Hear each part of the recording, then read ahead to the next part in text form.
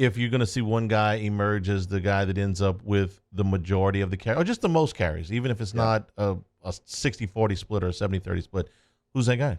It feels like Chris Curry. It just, from what we saw when Clyde was banged up last year against Oklahoma, it was Chris Curry's game. When it was 4-minute offense at the end of the game last year, it was Chris Curry.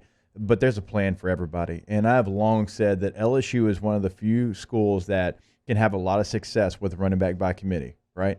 In 2003, there was a ton of backs. And I know JV took over there at the end of the season, but Joseph Adai, Ali Broussard got them as well. Scored a touchdown got them to that point, right? In 2007, I had the most carries, but we also had Keelan and Charles and Richard Murphy and Trenton Holiday, 11 running back by committee. Those are 3 national championship appearance teams, right? So it can be done. Now, you have to do it where you don't fall into tendencies, right? That's the last thing that you want to do is, okay, when Curry's in the game, it's a run. When John Emery's in the game, they're throwing the football to him. When Ty Davis Price is in, they're doing this. That's what you have to be careful when you have so many different running backs going into the game. That's why, times in 2007, you saw Trenton Holiday run an ISO from the running back position.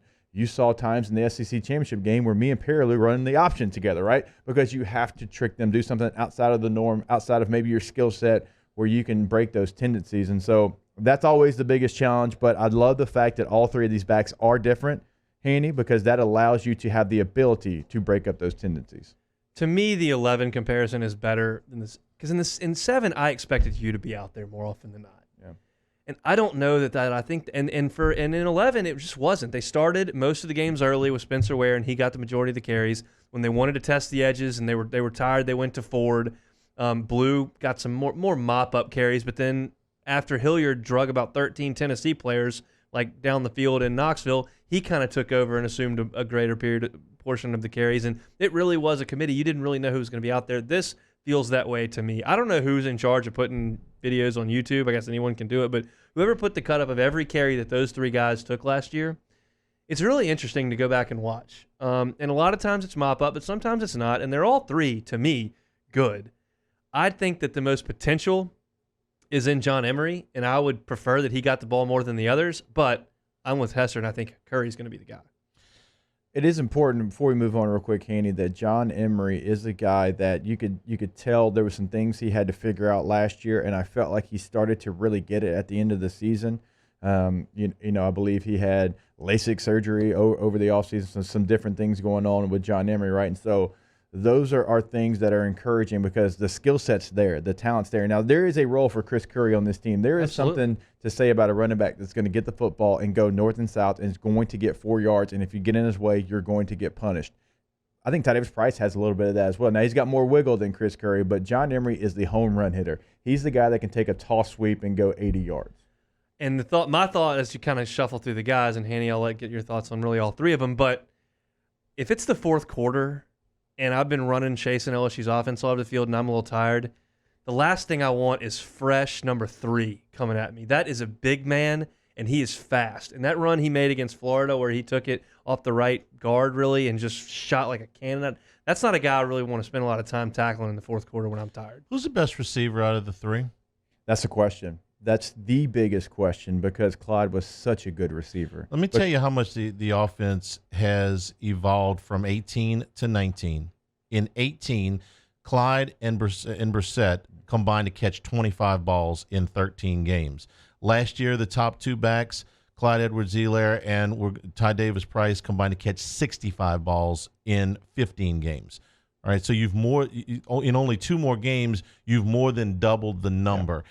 And if this offense looks anything like the offense that it did last year, and I think that the 2020 offense will look more like the 2019 offense than the 2018 offense, then my guess is the guy that's going to get the most playing time and by default the most carries is going to be the guy that catches the football the best because he's going to provide that threat the most often. And I think that is the biggest thing that they're probably working on because you've got to make one of these 3 running backs a natural pass catcher because – like you just said, Clyde was so good. Trust me, Clyde tells me all the time that he passed me up on the receptions chart. Trust me, I know how many he had, but it was so easy for him.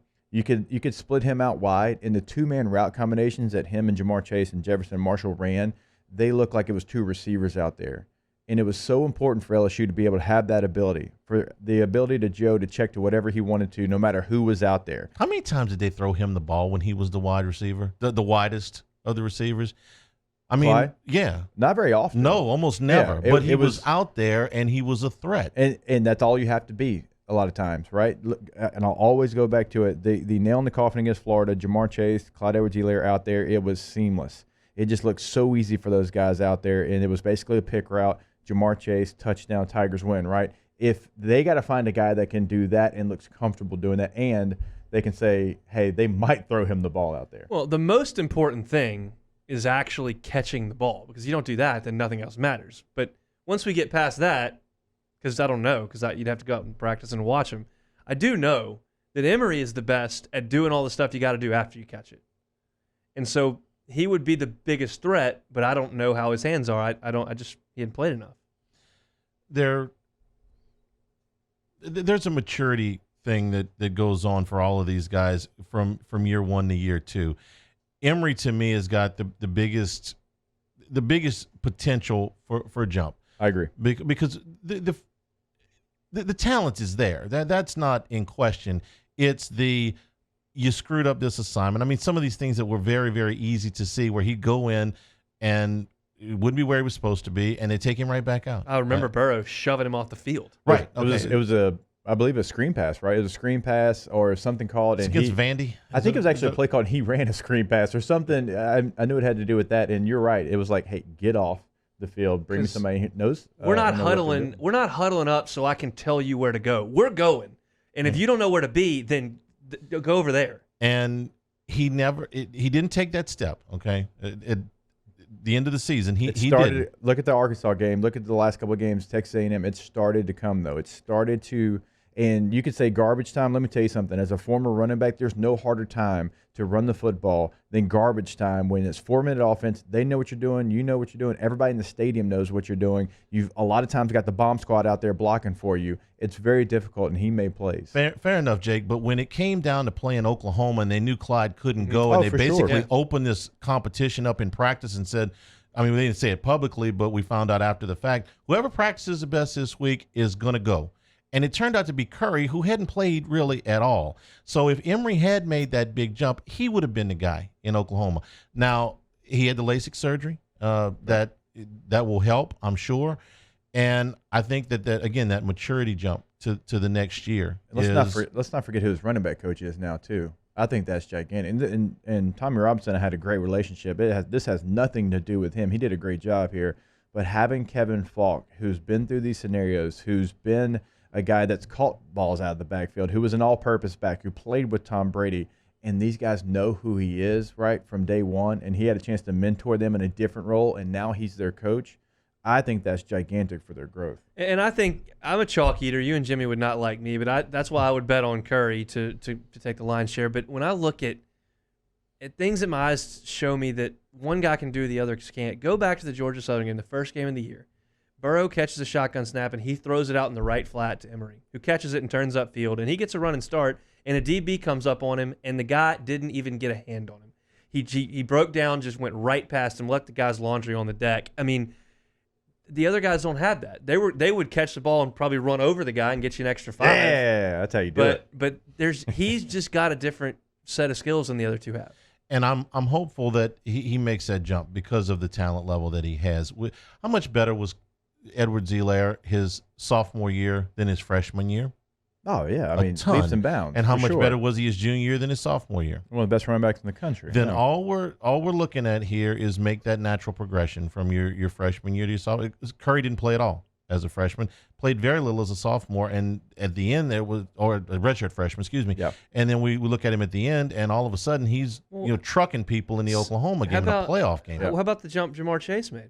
His freshman to a sophomore. That's another great example, different position. But yes. Because the talent was there, but he was basically, because of all the moving parts of the offense being a freshman, he was a red zone only option because they knew they'd be like, hey, run this in the red area. And he was so talented that it was going to work out for him. But in the field, they had to use other guys. And so, guys, that freshman year is very difficult for anybody. It's very difficult when you're you're coming from, you're the guy and the offense runs through you until now you've got to learn all these side adjusts. Receiver, as a freshman, in my opinion, is the hardest position to learn outside of quarterback. There's so many different things, blitzes and side adjusting coverages that you've never seen. They're disguising coverage. They're not just playing 2-man or cover 3 out here. Wait a minute, hold up. And so that's always the hardest. I do feel like actually running back's the easiest to make that transition because you either have a feel for it or you don't.